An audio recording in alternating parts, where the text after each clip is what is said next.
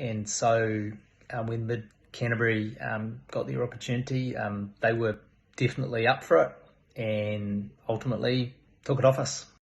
I remember the game was played at Kensington Park rather than Cobham Oval, as it was the time when the old Cobham Oval had been sold to the Warehouse Group and the new Cobham Oval was under construction. So Kensington Park was the temporary home of Northland cricket at that time.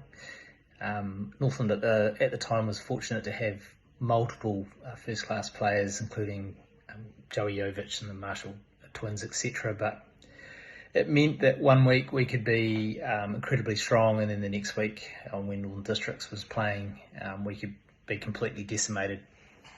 And for example, the week before the Mid Canterbury game, we had defended the Cup against Hamilton with a full-strength lineup, but we fielded a completely different lineup for the Mid Canterbury defence the following week.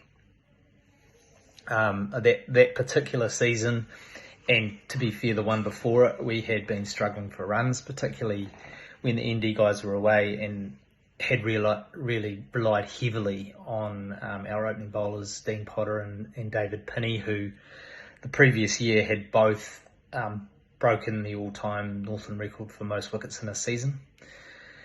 And so when it turned out we were chasing 250 in the first innings after Mid Canterbury had won the toss and batted, it was always going to be a bit of a challenge for our batting side, and so it proved to be the case, and we faded to be all out for 180.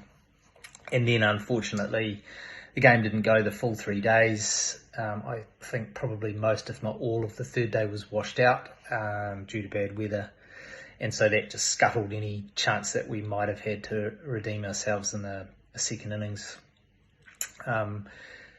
So yeah, overall I'd say it was a pretty disappointing effort from our perspective, notwithstanding that we were heavily depleted.